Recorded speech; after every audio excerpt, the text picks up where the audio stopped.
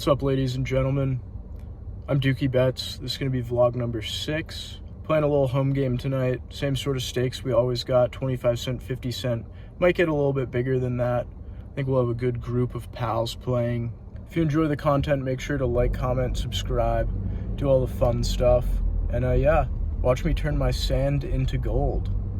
Alright, here we go. So we're in for $100, starting the night off right with 200 big blinds. Greens being 25 cents, black being $1, and the purples are $5, like always. You guys have seen the videos by now. Little did I know that this game would actually turn into one of the largest games we've ever had at this home game, amounting to a total of about $2,000 on the table. So things really do get crazy. Stay tuned till the end. We play a few small pots here and there, nothing to write home about thus far. This hand, we see a middle position limp. The cutoff makes it 125. The button, the small blind, and the big blind all call, as well as the limper. I'm out of the big blind, so we're going 5 ways to a flop here with King 6 suited. Obviously, this is a hand that you can go ahead and fold sometimes, but when you're playing 4 or 5 ways going multi-way and you're getting an extremely good price out of the big blind, this hand can become a call sometimes. You just need to be a little bit weary going post-flop. The flop comes King 5 deuce with 2 spades and a club, and it checks all the way around to the button, who goes ahead and bets $3. The small blind and myself call. I don't really see myself going anywhere with top pair just yet. Let's take a turn. The turn comes the 4 of hearts, so now we pick up a little gut shot. We see the small blind check, and I quickly check right behind. I'm still skeptical that my top pair is no good, and drawing to a gut shot doesn't seem very profitable. The button bets $7. Small blind gets out of the way. When I see a bet of $7 on the turn, I'm kind of worried that I'm beat, but I'm going to go ahead and call anyways. Let's see a river. The river comes the queen of hearts, and for the 3rd time we go ahead and tap the table, signaling our weakness. Gets over to the button, and he pretty quickly checks things back here, and he shows King 3. We beat that, we win this nice pot. I'm glad that I didn't let my nitty tendencies get the best of me here, and I was able to stick around long enough to scoop this pot. Next hand's a quick one. We pick up jacks in the small blind, 2 early position limps, middle position raised to 2. I go ahead and 3-bet to $8. Everybody quickly folds around. We scoop a small pot, and we show the jacks, show everybody that we're playing very tight and reasonable, and there's no reason they should question us. Hit jack. Same sort of deal on this hand. We're in the cutoff. We look down at 9s. We've got a middle position limp, and then the player to our right makes it $2. I go ahead and 3-bet once again to $6, and just like last time it folds all the way around, we pick up another small pot, and I'm happy to be picking up these premium hands early. Next hand of the night, we look down at ace-jack offsuit in a straddle, so we're playing 25, 50, 100, 100 being $1. We've got an under-the-gun raise to $3, and it folds all the way around to me in the straddle. I could go either way here. I could 3-bet this hand. I can also call. We are up against a very capable player here, so I would like to keep the pot a little bit smaller going out of position. I just call. We're heads up to a flop. The flop comes jack 4-5 with 2 diamonds. We flop top pair, top kicker. Really good start for us so far. We check it on over, and the under-the-gun player continues to tell us the story that he has a really good hand, and he bets $2. We pretty quickly call. Let's see a turn card. The turn card comes the 3 of clubs, so not really the greatest turn from an outside level looking in, but once you actually break down the hand ranges a little bit, it's not too scary considering the under-the-gun player isn't going to raise a hand like 3-4, 4-5, any sort of 2-pair, like he's not going to have jack 5, something of that nature. I'd go as far as to say he probably won't even have 6-7 here. He might have 6-7 suited, but probably not. So when he bets $10, I still think that I'm going to have the best hand here a lot of the time.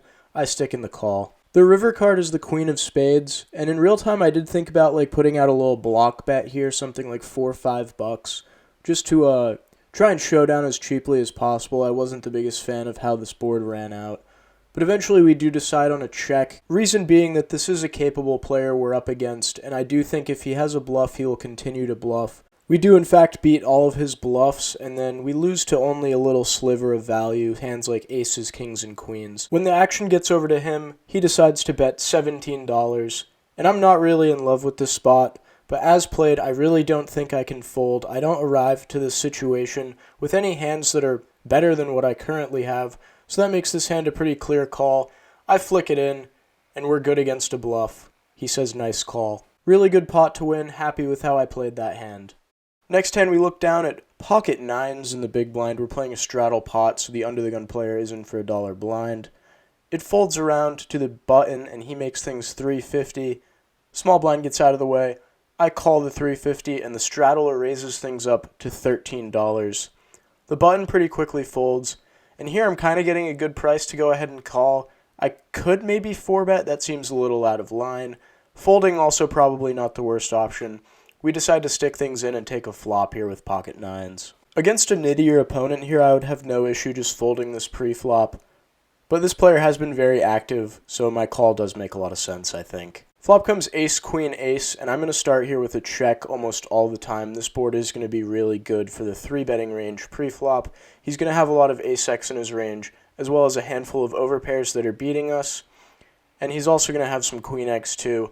So when I check things over and he bets 525, I'm not ready to fold just yet. We are beating some hands in his range that don't connect with this board, but for the most part, I do think we are going to be beat a lot. However, I do think that his range is going to be completely range betting on this board, so I'm not ready to fold this hand just yet. He bets 525, which is really, really tiny relative to the size of the pot. I flick in the call. Let's see a turn card.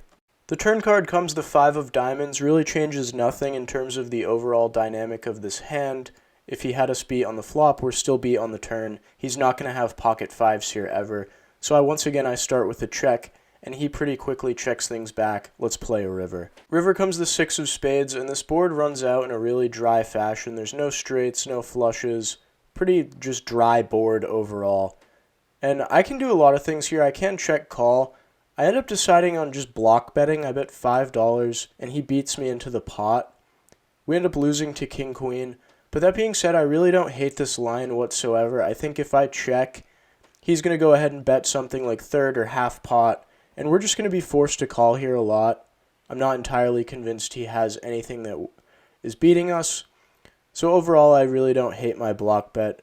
Let me know what you think in the comments below. Not to spoil too much, this next hand is a gigantic pot that I play. Unfortunately, I didn't have the film from the hand, but lucky enough for me, JQPoker, sitting to my direct left, was filming as well. He's going to take the lead on this hand here. He's going to walk you through what he was thinking, what I had.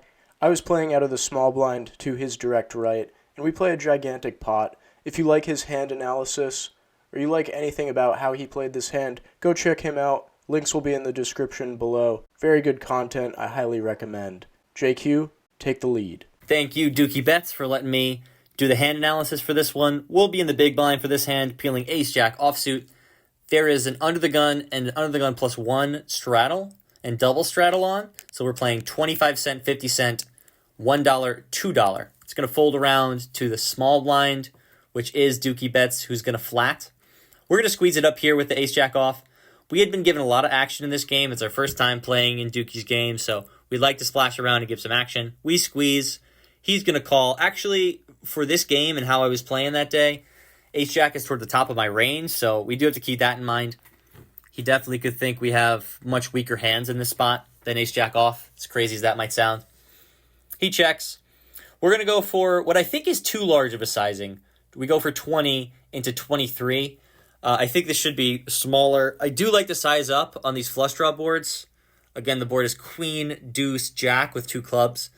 We unblock the club draws, which I think he's going to have a lot of suited cards in his small blind double flatting range. And he pretty quickly just jams on us, so we throw up in our mouth a little bit before we start thinking about what we want to do.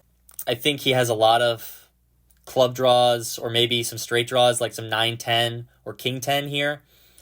We're not getting 2-1. It's about 85 to win 150. So we need about 57% equity to make this call break even.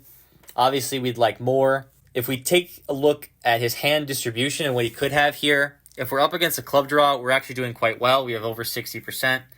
Same goes with 9-10 or king-10 for straight draws. If we're up against a queen, then we only have about 20%, so not doing great there.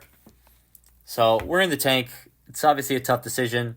You can hear me say I don't have the ace of clubs, which is good. Again, we're putting him in a lot of suited combos as a double flat from the small blind. I don't expect him ever to have ace-queen or any sets on this board.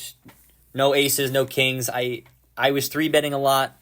being very active. So with stronger hands, I would expect him to open and be excited for me to raise. I throw out pocket twos, which he could realistically double flat for a set. So we think about it for a long time. Eventually, we offer him some money to pick a card. He names his price, and we say sure. So we're going to give him the money to see a card. We pick the one on the right, and Duke is going to show us what he says is the fun card. He shows us the King of Diamonds. You can hear me say, you don't limp King Queen. So I really don't think he has that. So when we see the King of Diamonds, we think it could be King 10. We think it could be King Jack. I think King Jack is a little spewy. I don't think Hayden would do that, actually, with King Jack, but it might be a sliver. We call. He shows us King Queen. We're smoked. That's why he's the best. We're going to run it twice. Spoiler alert. We do not win one with our 20% equity. So Duke is going to be able to scoop a $150 pot here. He's going to be able to look at me and say, gotcha. Dookie bets 1, JQPoker 0. Well played, sir. Thank you for having me on the vlog. Appreciate it.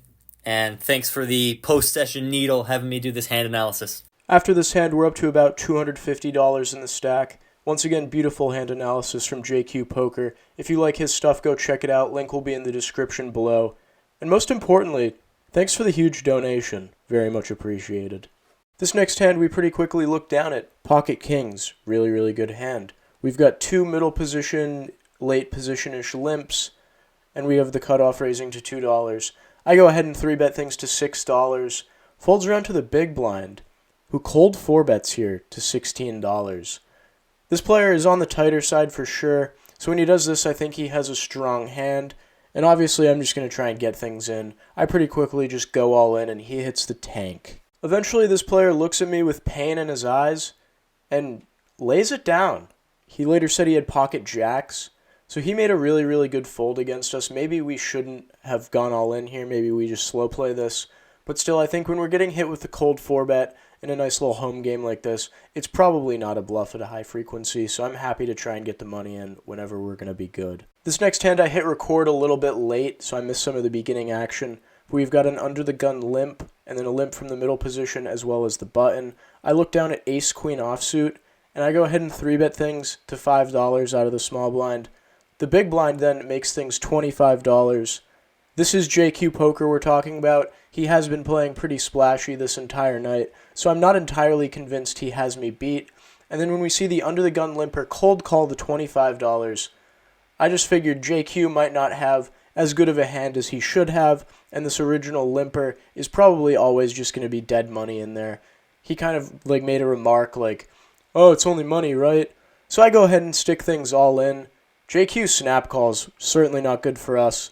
And then eventually, the under-the-gun limper comes in behind. So we're playing a $450 pot here for heaps. The original limper had $19 on top of the $25 call. So in total, the main pot is $134. JQ and myself are playing a side pot where we each contributed $157.75. So the total side pot is $315.50, amounting to a grand total of $449.50 for the entirety of the pot. We go ahead and run things twice here. I'm in tough shape. One of my outs is gone, considering the under-the-gun limper had queen jack. First board, JQ makes quads. We lose that one. Second board, we also lose. We hit the ace, but the ace is no good for us. We go ahead and lose a gigantic pot. We pretty quickly go ahead and rebuy for $200. We're actually running out of the purple chips at this point. That's how big the game had gotten. So we used the yellow chips. They're worth $10 each. And now we're in for $300 on the night. This next stand occurs probably an hour after we rebuy. I've been card dead for quite some time. I look down at Queen 7 of clubs. Certainly not a very good hand. I probably shouldn't be playing this, not gonna lie. But when we see an under-the-gun +1 raised to 175, I can't help myself. I've been card dead. I'm stuck a bunch of money. I go ahead and put in the call, as does the player directly to my left, the button, and the big blind. So we're going 5 ways to a flop with Queen 7 suited. The flop comes Queen Jack 7 with 2 diamonds. We really love to see this. Maybe we can, get unstuck this hand. That would be beautiful, right? When it checks over to me, I go ahead and start with a bet here of $7. I don't really want to play this slow going 5 ways. A lot of people could have flush draws, straight draws, all that pizzazz. So we go ahead and bet $7. Pretty big. We want to charge all those draws and try and get this heads up to the turn. The player immediately to my left quickly folds. The button calls the 7, as does the original raiser, so we're going 3 ways to the turn. The turn comes the 5 of diamonds. Obviously not in love with this. Brings in the flush draw, but I'm still going to go out and put in a bet here. I decide to bet $18 going 3 ways here. The button pretty quickly folds, and the original raiser calls the 18. I'm kind of getting worried that he has like a flush or something like that, so I will be playing this river pretty cautiously. The river comes the jack of clubs, and at this point I'm just like pretty pissed off with how this ran out. The main hand that we were trying to get value from, some sort of jack X, now improved and is beating us, as well as our 2 pair is now 3 pair, but 3 pair is not a thing, so we technically have queens and jacks with no kicker. So we really just got counterfeited in the most shameful of varieties. When he checks it over to me a 3rd time, I just really quickly check this back, and we lose to King Jack with the King of Diamonds. Yeah, that's pretty gross. We probably go 30-45 minutes again without playing too many hands. This hand I started recording late once again. We had a +1 open to 150, the cutoff called, and I defended out of the big blind. The flop came Queen 6-7. I checked. The cutoff bet 150. And I decided to float here. I have some backdoor straights. So I floated the 150 and we're off to a turn. The turn card comes the 9 of diamonds. So now we pick up 2nd pair on this board. I check it over once again. And the cutoff decides to bet $7. When I float the flop and then I make 2nd pair, I'm not going anywhere. This might be a little bit spewy. Maybe I should have folded the flop. Who knows? Maybe I'm just bad. But I end up calling the 7 and we're off to a river. The river card is a bink. 9 of spades. We now have trips. Beautiful, beautiful river for us. We go ahead and check one more time. Setting the trap here. And the cutoff player bets $40. I absolutely snap this bet off. Flick it in as soon as it goes in there. And he just shows Queen 9 for the boat. In hindsight, I'm really upset with this hand. I don't really know what I was doing. Got late in the night. Got really tired. I probably should have folded on the flop. I definitely should have folded on the turn. Not to mention when he 2x overbets the pot on the river. It's probably not a bluff. I'd go as far as to say that it's not a bluff ever. I play with this guy a lot. I don't really think he's going to have a bluff to this sizing in this spot. So I'm pretty upset with this hand, but what can you do? Alright, vlog, that pretty much wraps up the session. In for 300 tonight, out for 153, so total loss of 147 on the night. Pretty big game. Honestly, not the worst result ever, but certainly didn't turn our sand into gold. Until next time, Dookie Bets. New channel name, Dookie Punts.